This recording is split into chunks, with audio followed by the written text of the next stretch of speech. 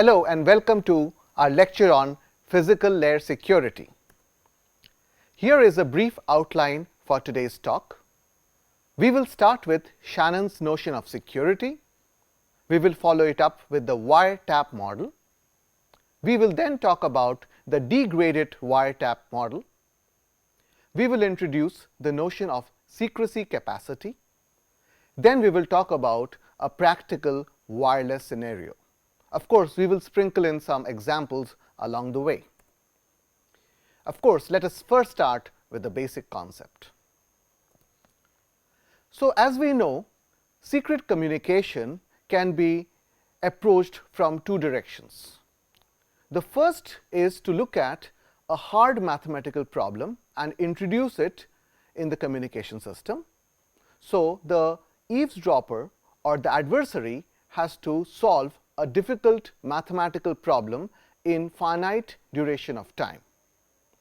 The other approach is to use the inherent noisy nature of the channel and provide security. Today's talk focuses on this approach, which utilizes the inherent noisiness of the channel and uses information theoretic measures.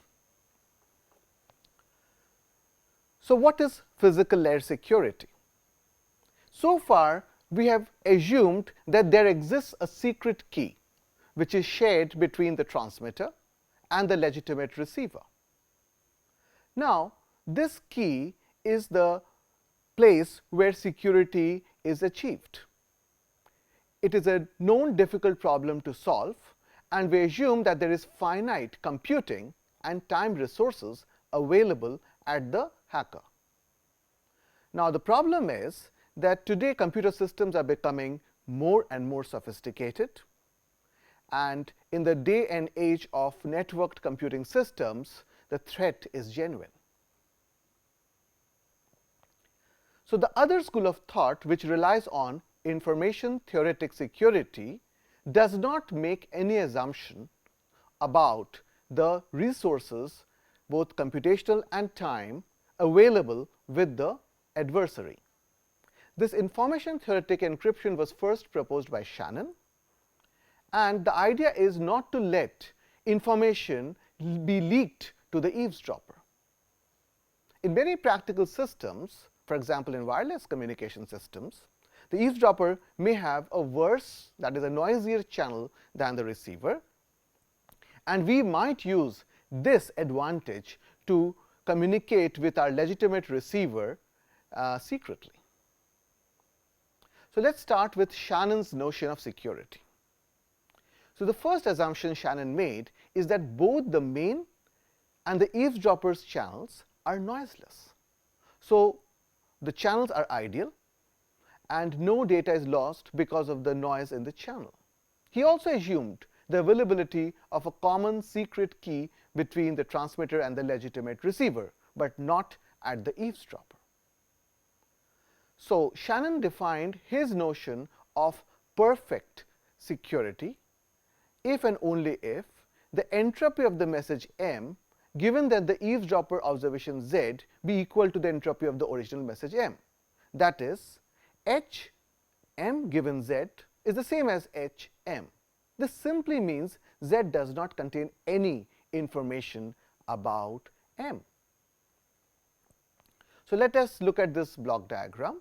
We have a message which is encoded by this encoder using this key k, and we obtain z. This is received by the decoder, which has the same knowledge about key k, and it decodes it to give m. The eavesdropper, however, only has z as its input. Now, since the mutual information can be expressed as I m semicolon z is equal to h m minus h m given z, we conclude that I m semicolon z should be equal to 0 for perfect secrecy. In other words, perfect secrecy is achieved if code word z and m are statistically independent. So, Shannon did not assume anything about the decoding strategy or the computational power available at the eavesdropper. So, we start with our first definition. The leakage of information to the eavesdropper is given by the mutual information I, M, semicolon, Z.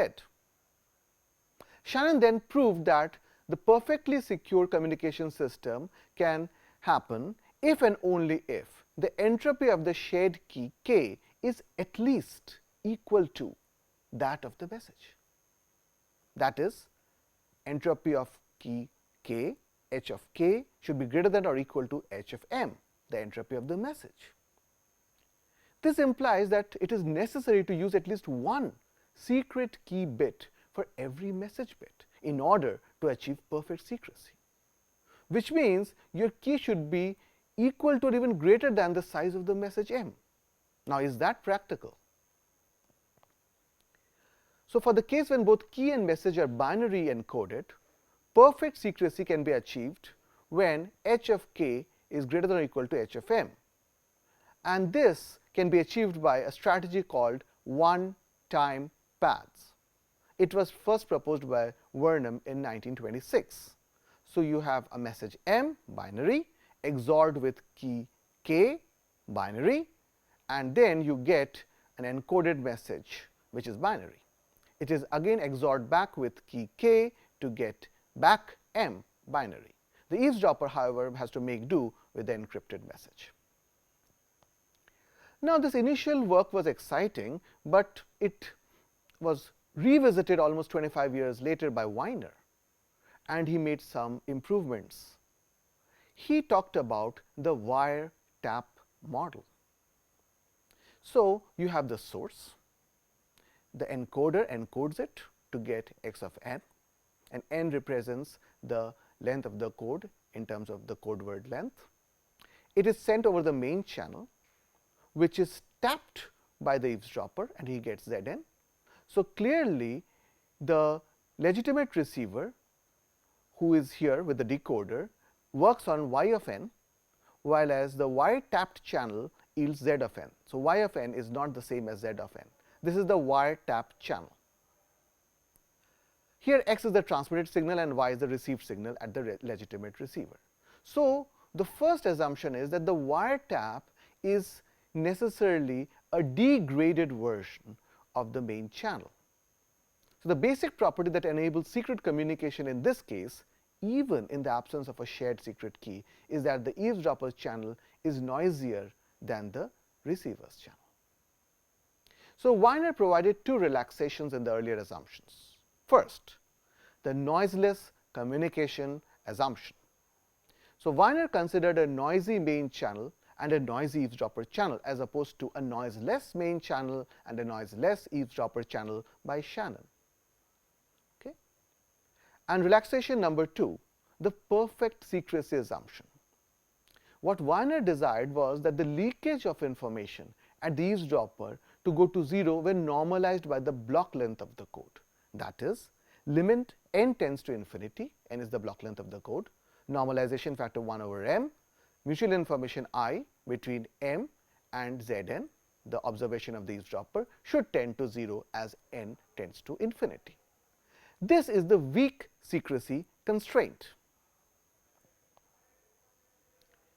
So, we have the second assumption where the perfect secrecy assumption has been relaxed and the weak secrecy constraint is slightly weaker than the perfect secrecy assumption made by Shannon.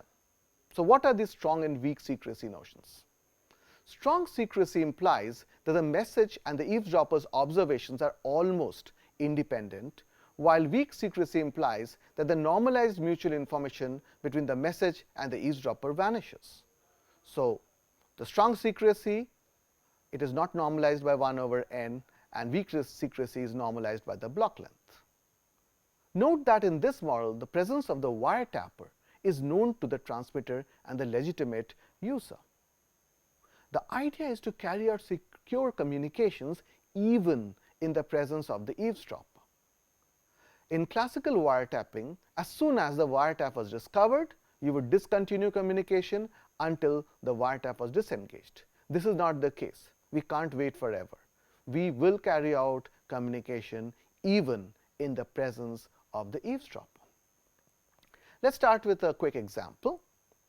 let the secret message M be a random integer taken from a set 1, 2, dot, dot, dot, dot, dot. This message is transmitted using the channel n times. So, we are looking at n channel uses. Now, if all the elements of the set are equiprobable, then the entropy of the message is simply given by h of m is equal to nr. And the secrecy communication rate can be written as r is equal to h of s normalized by n bits per channel use. So, in these n instances of channel use, the transmitter sends the coded signal xn as x1, x2 up to xn. What the legitimate receiver receives is slightly different from x1, x2, xn because it is a noisy channel. So, the receiver receives yn as y1, y2 up to yn. So, since the main channel is noisy, the receiver decodes the received message with some error probability Pe, where message which is decoded is not the same as message being sent. Now, the eavesdropper channel is a degraded version of the main channel. This is the assumption of the degraded wiretap channel. We call it DWTC. The eavesdropper channel can be represented as follows. It is the transition probability matrix P Zn given Xn is nothing but the product of P Zn given Yn into P Yn given Xn. And we have stated earlier that the message heard by the eavesdropper is Zn, Z1, Z2 up to Zn. Then the residual uncertainty regarding the message M having received Zn is simply given by the conditional entropy H M given Zn. So, let us talk about the degraded wiretap channel. It consists of a random source at the encoder, a message set M of the size 2 raised to the power nr, an encoding function f which maps the message to the code words. Now, this is important. The encoding function is a part of the definition of the degraded wiretap channel. And of course, we need a decoding function at the legitimate receiver which maps the channel observation back to M. Now, we introduce the notion of equivocation, which is a measure of the confusion created at the eavesdropper. It is given by H M given Zn. So, if the code Cn with block length n is used, we can define the equivocation as E of Cn equivocation equal to the H entropy of M message given Zn and Cn. So, Cn is also used as a condition. So, please note equivocation is explicitly conditioned on Cn because it is assumed that the eavesdropper has complete knowledge about the code. What he does not know is which specific code word was transmitted. That is where the confusion is. In this framework, the leakage of information to the eavesdropper is expressed as L leakage. Of course, it is a function of the code used, is nothing but the mutual information I between M and Zn conditioned on Cn. But please note, we must also ensure that the message is communicated reliably because we are working over noisy channels. The reliability is measured in terms of the average probability of error Pe. Again, this is a function of the code used. Now, let us look at an example of a degraded wiretap channel. So, we have the message M, encoder gives Xn, goes to the legitimate receiver, he uses his decoder to get back M, basically M hat. But my friend the eavesdropper taps in, but his tap channel is a binary erasure channel. So, 0 goes usually as a 0, but occasionally it ends up as an erasure bit. 1 goes as 1, but once in a while turns up at the erasure bit. So, this channel never makes a mistake. It never flips a 0 to a 1 or a 1 to a 0, but once in a while we get erasures. Okay. So, it is assumed that different messages are always encoded with different code words. So, the transmission rate is 1 over n Hm, which is nothing but 1 over n log m, because all messages are equiprobable. Suppose there are only 2 possible messages, just for the sake of illustration, and they belong to the set 1 and 2, then H of m is 1. So, we had pointed out earlier that the encoding strategy forms a part of the definition of the degraded wireless channel. So, here is our encoding strategy for this example. Message 1 is sent using a binary sequence of length n with odd parity, and message 2 is sent using a binary sequence of length n with even parity. Observe that there can be several sequences of length n with either even or odd parity, and this is where the confusion arises. So, the eavesdropper will perfectly know the code word if no erasures occur. Otherwise, there will be confusion at the eavesdropper, since the parity of the received vector will be altered. So, let us model a random variable e equal to 0 if no erasures occur and 1 otherwise. So, let us talk about the equivocation at the eavesdropper. H of m, given his observation z of n, is now greater or equal to h of m given zn comma e, because conditioning does not increase entropy. So, the probability that there are no erasures in the vector zn is simply 1 minus epsilon, the probability of no erasure. All are independent, so raised to power n. And the probability that at least one bit is an erasure is 1 minus pne, is this 1 minus bracket open 1 minus epsilon raised to power n. So, we now look at the equivocation. H m given zn comma e is weighted with the pe and pne, and it is calculated as follows. Now, we observe that h of m given zn when the case when erasure occurs is m, because even if one bit is erased, there will be confusion at the eavesdropper, and the entropy of the message will not be reduced. On the other hand, for e is equal to 0, when there are no erasures, then the eavesdropper will have complete knowledge about the message, because 0 always goes as a 0 and 1 always goes as a 1 in a binary erasure channel, unless there is an erasure. So, using these observations, we can simply write that I m semicolon zn is nothing but h of m minus h of m given zn is less than or equal to 1 minus epsilon raised to power n. Now, what is interesting is epsilon is small, but greater than 0. So, 1 minus epsilon is less than 1 raised to power n. As n tends to infinity, it vanishes. So, the mutual information between the message and the observation of the eavesdropper vanishes as n tends to infinity. Thus, this coding strategy is secure. So, what are the observations? The encoding and decoding strategy forms a part of the security system and ultimately affects the amount of information leaked to the eavesdropper. Here, we had employed a parity based strategy, and it turned out to be secure.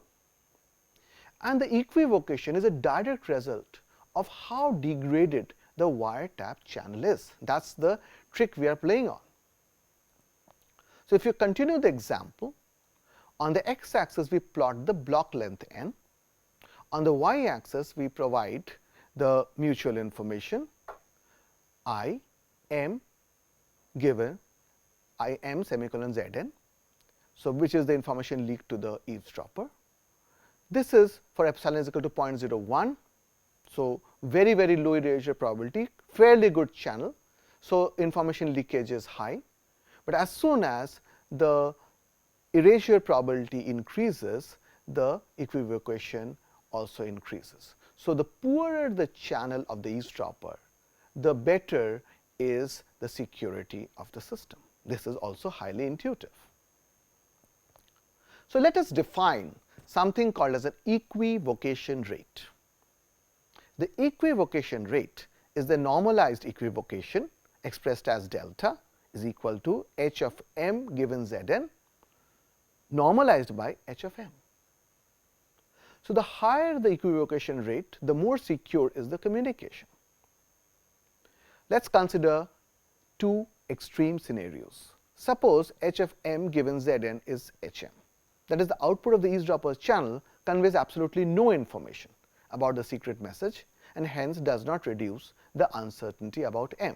In that case, we have delta equal to 1. The other extreme is that if the output of the eavesdropper channel conveys everything about the secret message, then h of m given Zn is 0, then delta is 0.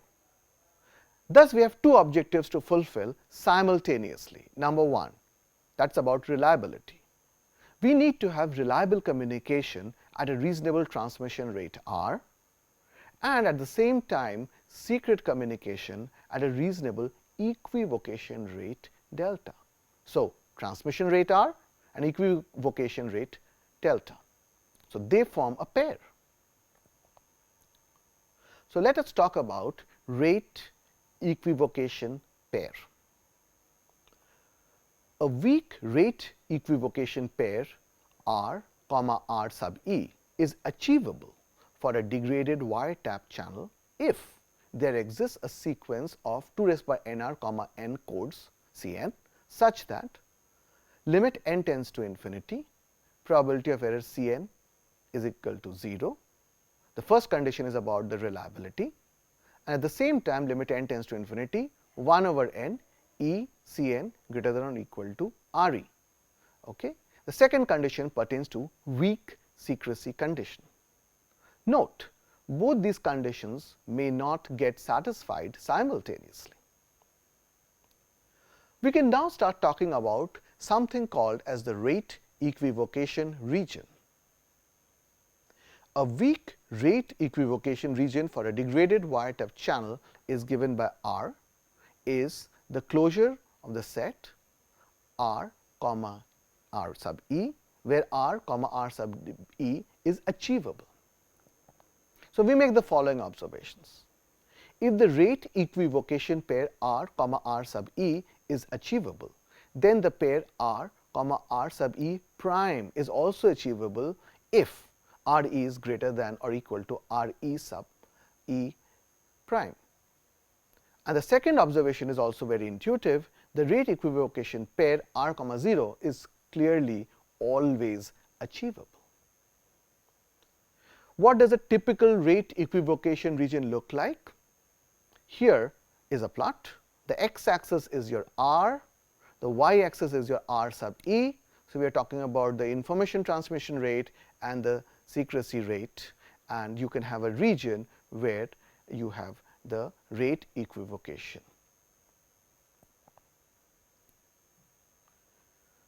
So, if a rate equivocation pair R, R sub E is achievable with R is equal to Re, then R is full secrecy rate.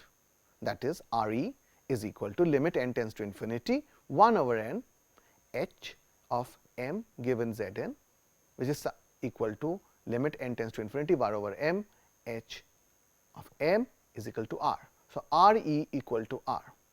What does it mean? Full secrecy implies that the entire message is hidden from the eavesdropper and is also sometimes referred to as perfect secrecy. However, we must note that the Shannon's definition of perfect secrecy is even stricter and requires exact statistical independence. Here, we have normalized it with respect to n going to infinity. Let us now define a very useful quantity called the secrecy capacity. What is secrecy capacity? Secrecy capacity is the maximum possible transmission rate for which the eavesdropper is unable to decode any information. Here, the eavesdropper is assumed to have unlimited computing resources and time resources. Consequently, the secrecy is provable.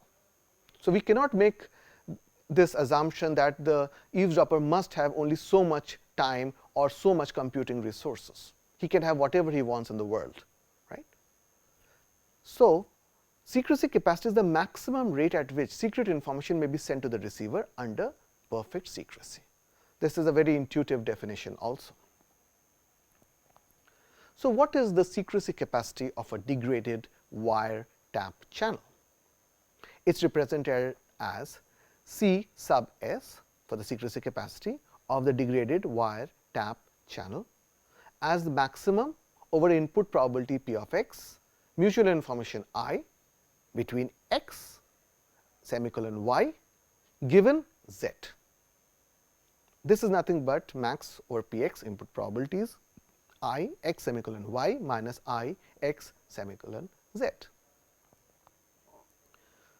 So, consider the case when the eavesdropper receives the same information as the intended receiver. So, there is no degradation in the wiretap channel. Z is equal to y. In that case, I x semicolon y given z is 0, and hence the secrecy capacity is 0. Physically, this implies that the information theoretic security cannot be achieved over a noiseless eavesdropper channel. For noiseless channels, secret key must be used for obtaining security. So, our best bet is to have an eavesdropper channel which is worse off than our main channel. The other observation is that the secrecy capacity is the difference between the rate of information conveyed to the legitimate receiver vis-a-vis the rate of information leaked to the eavesdropper. So, we are talking about the rate of information sent to our desired intended user vis-a-vis what is being leaked, and this difference can keep growing as we proceed along time. Now, let us talk about weakly symmetric channels. A discrete memoryless channel is weakly symmetric if the rows of the channel transition probability matrix are permutations of each other and the column sums are independent. Our favorite example is the binary symmetric channel shown here. The channel transition probabilities are given by this matrix for the binary symmetric channel, and it is easy to verify that the rows of the channel transition probability matrix are simply the permutations of each other and the column sums are independent of y. Clearly, the binary symmetric channel is a weakly symmetric channel. On the other hand, our second favorite, the binary erasure channel, is not weakly symmetric. Here, the rows of the channel transition probability matrix are permutations of each other. However, the column sums are clearly not independent of y. So, it is not weakly symmetric. So, why are we talking about weakly symmetric channels here? Well, there are two interesting properties for weakly symmetric channels. First, the capacity achieving input distribution of a weakly symmetric channel is simply the uniform distribution over x. And second, if the main channel and the eavesdropper's channel of a degraded wiretap channel are both weakly symmetric, then it is very easy to calculate the secrecy capacity of the degraded wiretap channel. What is it? It is simply the difference between the capacity of the main channel Cm and the capacity of the eavesdropper channel Ce. Please note, the condition is that both the main channel and the eavesdropper's channel are weakly symmetric channels. Let us look at an example. My sender x trying to communicate with y, the legitimate receiver, and somewhere z has tapped the channel, but it is a degraded wiretap channel. So, the composite channel for z is the concatenation of the main channel and the wiretap channel. But note that the main channel is binary symmetric channel, hence weakly symmetric. So is the second wiretap channel. So, the capacity of the eavesdropper channel is Ce, capacity of the main channel is Cm, and Cm is nothing but 1 minus h of p, where hp is the entropy of a binary symmetric channel. We have seen it before. Similarly, Ce, which is the composite of two binary symmetric channel, is also an effective binary symmetric channel, is 1 minus h p plus q minus 2 pq. So, the secrecy capacity of this degraded wiretap channel is simply given by Cm minus Ce is h p plus q minus 2 pq minus h of p. It is very easy to calculate. How does it look? Well, on the x axis we have plotted the probabilities of q, the wiretap channel.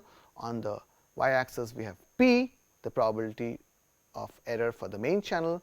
On the z axis we have the secrecy capacity. Please note, whenever p is 0, then the Cs is 0. If the main channel is useless, then there is no notion of a secrecy capacity being greater than 0. On the other hand, when p is not equal to 0 and when q approaches 0.5 on either side, that is, it is a poor channel for the wiretap channel, we have higher secrecy capacity. So, this is summarized in this slide, okay, that when p is equal to 0.5, it will render Cs equal to 0 regardless of the value of q. Now, Cheong and Hellman extended Wiener's wiretap model to Gaussian channels, because they are also very popular. Additive wide Gaussian noise channels are commonly encountered in wireless communications, and they made the following assumptions. Number 1, the noise process over the main and the wiretap channels are independent and identically distributed Gaussian over different channel uses. Number 2, the noise process of the main and the wiretap channels are 0 mean and variances sigma 1 squared and sigma 2 squared respectively. The average power constraint for the transmitter symbols is P. So, let us talk a little bit more about this Gaussian wiretap channel. It can be shown that the maximum achievable secure rate of communication with a weak secrecy constraint for the Gaussian wiretap channel is Cs equal to Cm minus Ce with a superscript plus sign, which is x super plus is nothing but max of x or 0. So, it cannot be negative, it can at best be 0 at minimum. So, the eavesdropper channel is a concatenation of the main channel and the wiretap channel. But we know the expression for the capacity of the Gaussian channel, and if we plug these values in, then the capacity of the Gaussian channels, the secrecy capacity can be expressed as Cs equal to, this is the capacity of the main Gaussian channel and this is the capacity of the wiretap channel. Please note, since it is a concatenations, it is sigma 1 squared plus sigma 2 squared. So, just analyzing this expression, we have a positive secrecy capacity if sigma 2 squared is greater than 0 for any power p. Okay. So, we make the second term smaller than the first term and we have a greater than 0 Cs. What does it mean? As long as the eavesdropper's channel is noisier, that is degraded, than the main channel, we have a hope for Cs, the secrecy capacity, greater than 0. This assumption is reasonable for a wiretap model, which is good for wireline systems. But is it a fair assumption to make for wireless systems? I mean, in wireless systems, the eavesdropper can be anywhere in the room, and it could also be closer to the source than the legitimate receiver. Clearly, the Gaussian wiretap channel is interesting academically, but for wireless scenario, this may not be a very good assumption. In any case, let us continue our discussion. So, we are looking at the expression for the secrecy capacity of the Gaussian wiretap channel, and for large values of p, this 1 can be neglected and we simplify into Cs upper bound as follows, where clearly the p has disappeared from the equation. So, for high values of p, the secrecy capacity becomes independent of the transmit power p. Now, if you represent the main channel as sigma m squared, the noise power, and for the eavesdropper channel the sum as sigma e squared, then C s upper bound is nothing but half log sigma e squared over sigma m squared. So, what is the take home message here? The secrecy capacity does not increase unbounded like channel capacity. Okay. Here is a plot to illustrate the point. On the x axis we have sigma 2 squared, on this axis we have sigma 1 squared, on z axis we have the upper bound plotted, and the curve looks something like this. Now, let us look at the practical scenario. We have a transmitter, we have a receiver, and it is a wireless channel. So, it is a main channel here, and clearly there is an eavesdropper where there is the eavesdropper channel. These are independent and no assumptions are made what is the location of the receiver, which is legitimate, and the eavesdropper.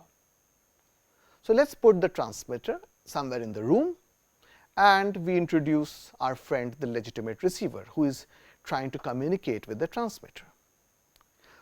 Now, with or without our knowledge, an eavesdropper walks into the room and it does what it is supposed to do, eavesdrop on the messages being sent from the transmitter to the receiver. Now, these two, the legitimate receiver and the eavesdropper, can be located anywhere within the room. And so happens that it is possible that the eavesdropper could be closer to the transmitter than the legitimate receiver. Now, the channel quality depends on the distance between the transmitter-receiver pair. So, in this case, the eavesdropper ends up having a better channel than the legitimate receiver. The relative quantities of and the qualities of the main channel and the eavesdropper channel can vary depending upon their relative locations.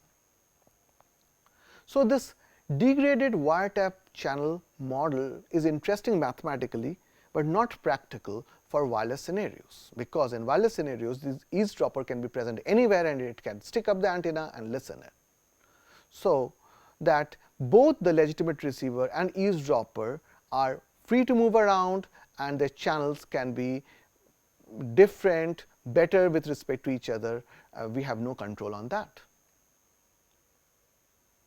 So, a quick definition: a channel xz characterized by the channel transition probability matrix P z given x is noisier than the channel xy characterized by P y given x if for every random variable u satisfying the Markov chain u arrow x y z, I have the mutual information I u semicolon y greater than or equal to I u semicolon z.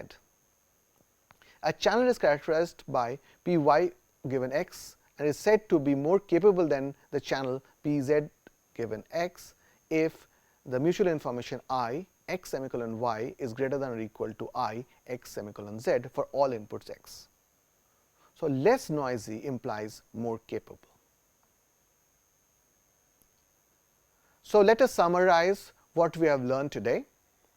We started off with Shannon's notion of security. We talked about the wiretap model. We then moved on to the degraded wiretap model. Subsequently, we introduced the notion of secrecy capacity. We talked about wireless scenario and we laid grounds for outage capacity, which we will talk about in the next class. We also looked at some examples along the way.